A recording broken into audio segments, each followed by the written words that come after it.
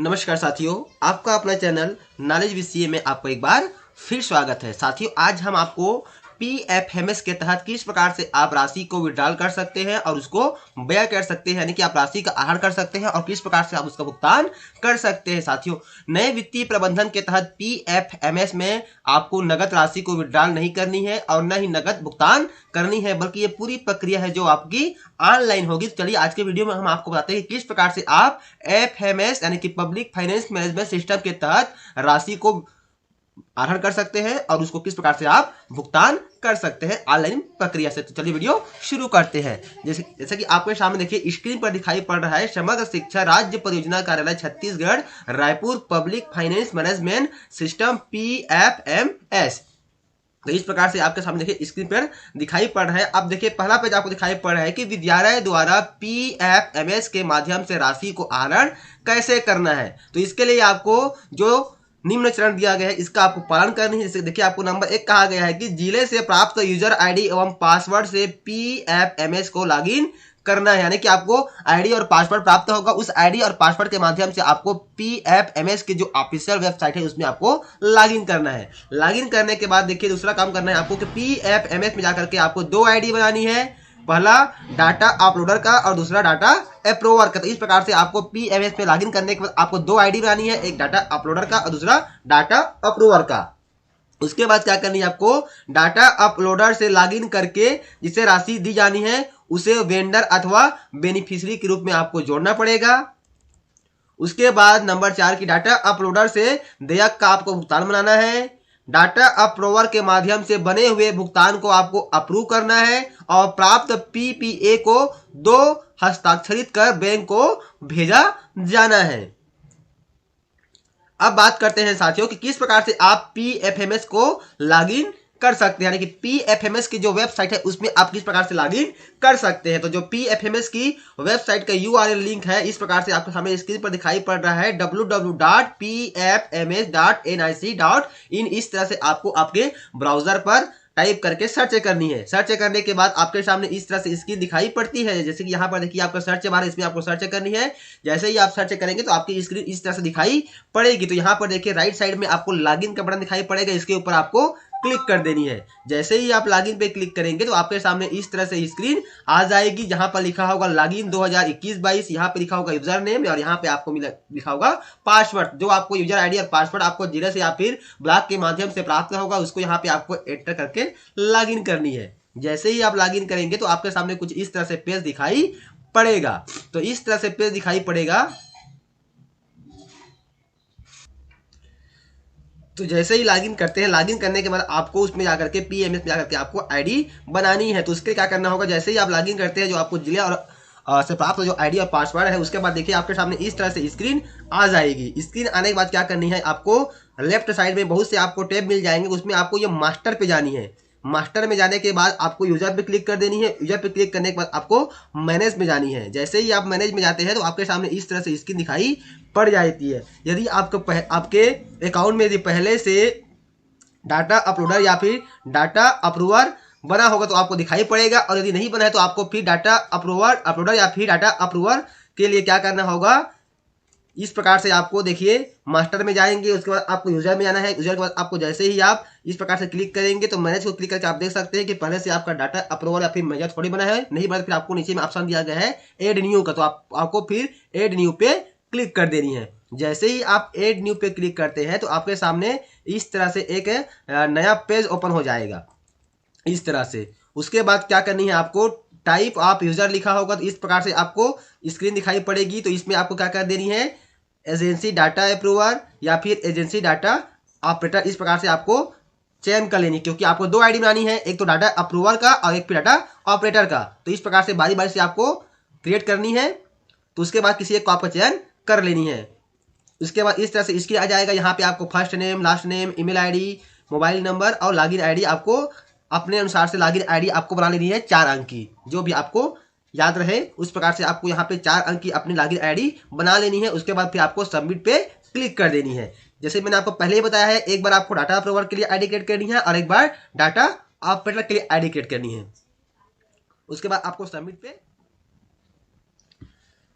यहाँ पर एक चीज आपको याद रखनी है, जब आप लॉगिन आईडी बनाएंगे 4 अंक का, तो यहाँ पे देखिए लॉगिन आईडी आपका जो हो रहेगा उसमें एक अपर केस होना चाहिए और एक सिंबल होना अनिवार्य है, यानी कि इंग्लिश के कैपिटल लेटर और स्पेशल कैरेक्टर होना अनिवार्य है। इस प्रकार से आपको आईडी क्रिएट कर देनी है। उसके बाद देखिए अगला स्टेप क्या करनी है आपको, पीएफएमएस में जाकर के आईडी कैसे बनाएंगे। तो इस प्रकार से आपको मास्टर पे जानी है, फिर यूजर पे क्लिक कर देनी है, फिर ऐड ड्यू को क्लिक करने के बाद आपके सामने इस तरह से फॉर्म ओपन हो जाएगा। यहाँ पर देखिए आपको सामने स्क्रीन पर दिखाई पड़ रहा है, इस तरह से आपके सामने स्क्रीन दिखाई पड़ेगी। मैंने आपको पहले ही बता दिया है। तो एक बार आपको क्या बताया है कि आपको एक बार एजेंसी डाटा अप्रूवर चयन करनी है और एक बार एजेंसी डाटा ऑपरेटर आपको चयन कर देनी है। उसी प्रकार से आपको 2 आईडी क्रिएट कर लेनी है। अब आईडी क्रिएट करने के बाद किस प्रकार से आप डाटा अपलोडर में वेंडर या अथवा बेनिफिशियरी को कैसे ऐड कर सकते हैं, कैसे जोड़ सकते हैं, उसके लिए पुनः आपको मास्टर में जाना होगा। मास्टर में जाने के बाद उसमें आपको एक ऑप्शन मिल जाएगा वेंडर का। जैसे ही आप मास्टर पे क्लिक करेंगे तो पुनः आपके सामने बहुत से टैब्स ओपन हो जाएंगे, उसमें आपको मिलेगा वेंडर। जैसे ही आप वेंडर पे क्लिक करेंगे तो आपके सामने इस तरह से स्क्रीन आ जाएगी, मैनेज एड न्यू और अकाउंट रिवेलिडेशन। तो आपको एड न्यू पे क्लिक करना है। जैसे ही आप एड न्यू पे क्लिक करेंगे तो आपके सामने कुछ इस तरह से स्क्रीन आ जाएगी।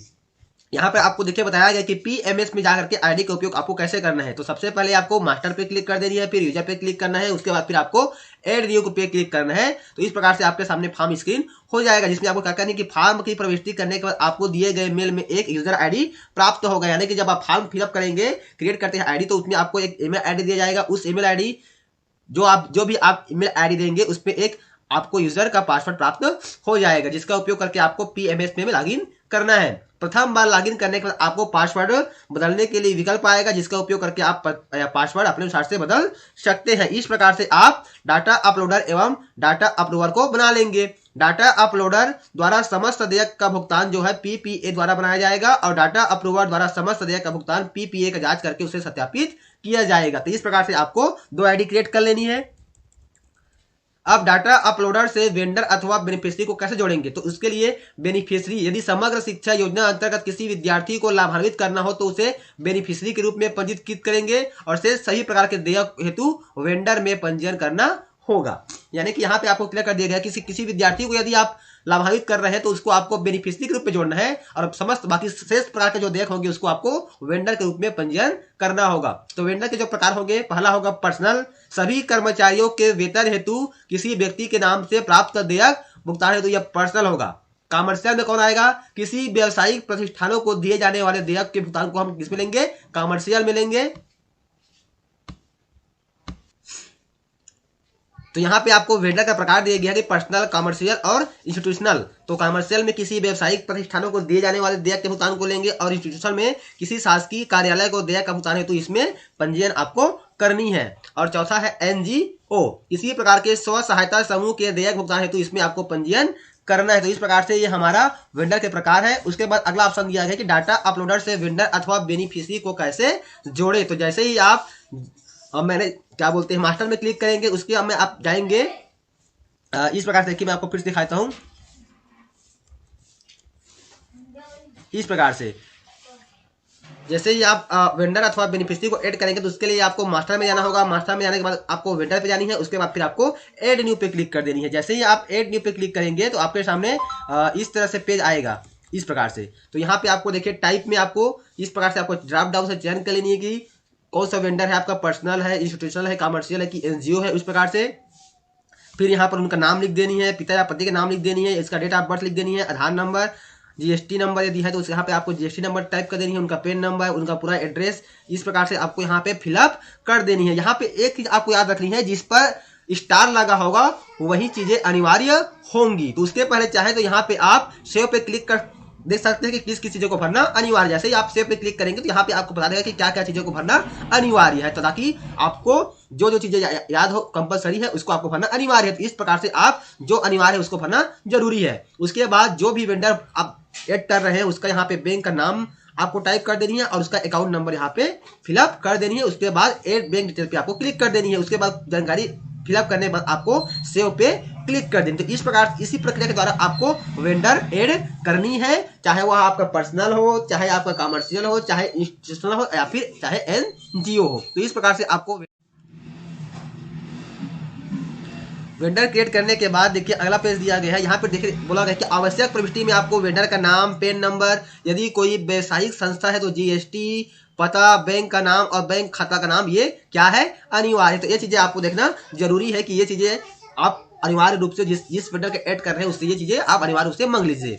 अब डाटा अपलोडर से वेंडर अथवा बेनिफिशियरी को देयक भुगतान करना, किस प्रकार से आप देयक भुगतान कर सकते हैं, उसके लिए आपके सामने इस तरह से पेज हो जाएगा, क्रिएट एक्सपेंडिचर डिटेल। तो इसमें आपको स्कीम चयन कर लेनी है ड्रॉप डाउन से, फिर यहाँ पे आपको प्रोजेक्ट चयन कर लेनी है ड्रॉप डाउन से, यहाँ पे एजेंसी अकाउंट चॉइस कर लेनी है कि सेल्फ है कि पेरेंट एजेंसी है या फिर एनए है। उसके बाद फिर यहाँ पे बैंक अकाउंट ड्रॉप डाउन से आपको चयन कर लेनी है। तो इस प्रकार से यहाँ पे एक्सपेंडिचर डन फॉर, यहाँ पे आपका अकाउंट सेलेक्ट मतलब किसको आप व्यय कर रहे हैं इसका आप यहाँ पर ड्रॉप डाउन से चयन कर लेंगे। यहाँ पे लेटर या फिर आर्डर नंबर यहाँ पे आपको एंटर करनी है, फिर यहाँ पे आपको उसको अटैच कर देनी है, अपलोड करनी है। यहाँ पे ब्राउज फाइल से आपको चूज करना है फाइल को, फिर यहाँ पे अपलोड कर देनी है। फिर यहाँ पर अपलोड सेंसर लेटर का जो डेट है उसको यहाँ पे आपको चयन कर लेनी है। एक्चुअल ट्रांजेक्शन डेट कब का है उसको आपको चयन कर लेनी है। यहाँ पे कितना अमाउंट है, टोटल कितना अमाउंट, ये सब चीज आ जाएगी। फिर आपको नरेशन में आपको लिखनी है कि किस माध्यम से आप भुगतान कर रहे हैं। जैसे कि मान लीजिए खेलगढ़िया का, यहाँ पे आपको लिख देना है कि खेलगढ़िया की राशि, या फिर यदि आपका यूथ एवं युवा क्लब की राशि है तो यहाँ पे आपको लिखना है यूथ एवं युवा क्लब की राशि, और फिर यहाँ पर वाउचर नंबर आपको एंटर कर देनी है इस प्रकार से। तो इस प्रकार से सारी चीजें आपको फिलअप कर देनी है। तो यहाँ पे देखिए मैं आपको पहले बताया कि डाटा अपलोडर से वेंडर अथवा बेनिफिशियरी को देयक भुगतान करने के लिए आपको इस प्रकार से लेफ्ट साइड में बहुत से टैब मिल जाएगी। इसमें आपको एक्सपेंडिचर पे जाना है और एड न्यू पे क्लिक करना है। जैसे ही आप एड न्यू पे क्लिक करेंगे तो इस तरह से पूरा फॉर्म आपके सामने ओपन हो जाएगा और ये सारी चीजें आपको फिलअप कर देनी है। फिलअप करने के बाद फिर आपको सेव पे क्लिक कर देनी है। जैसे ही आप सेव पे क्लिक करेंगे तो आपका जो है एक्सपेंडिचर एड हो जाएगा। अब यहाँ पे आपको देखिए बताया गया कि किस प्रकार से आपको क्या क्या चीजें एंट्री करनी है डाटा अपलोडर से वेंडर अथवा बेनिफिशियरी को देयक भुगतान करना। तो इसमें देखिए सबसे पहले आपको डाटा अपलोडर से लॉगिन करना है, फिर इसमें आपको एक्सपेंडिचर में एड न्यू ओपन फॉर्म पे क्लिक करना है। तो इस प्रकार से आपके सामने फॉर्म ओपन हो जाएगा इस तरह से। अब जैसे ही आपके सामने फॉर्म इस तरह से ओपन हो जाएगा तो यहाँ पर देखिए एक्सपेंडिचर हेड दिया गया। स्कीम में आपको CT9 यानी कि सिटी समग्र शिक्षा 7979 चयन कर देनी है। प्रोजेक्ट में आपको कुछ नहीं लिखना है, कुछ नहीं चयन करनी है। और एजेंसी अकाउंट टाइम पे क्या रहेगा, सेल्फ रहेगा। बैंक अकाउंट में संस्था का खाता संख्या स्वयं दर्शित होगा। यहाँ पे जो आपका फॉर्म खुलेगा इसमें आपको चयन कर देनी है, इस पर सिटी वाला आपको चयन करना है। प्रोजेक्ट में कुछ नहीं रहेगा, यहाँ पे आपका सेल्फ रहेगा। बैंक अकाउंट आपका स्वयं ऑटोमेटिक आ जाएगा इस प्रकार से। उसके बाद एक्सपेंडिचर डन फॉर्म में आपको वेंडर या फिर बेनिफिशियरी चयन कर लेनी है। यदि आप बेनिफिशियरी को चयन मतलब भुगतान कर रहे हैं तो आपको बेनिफिशियरी चयन करना है, नहीं तो आपको वेंडर चयन करनी है।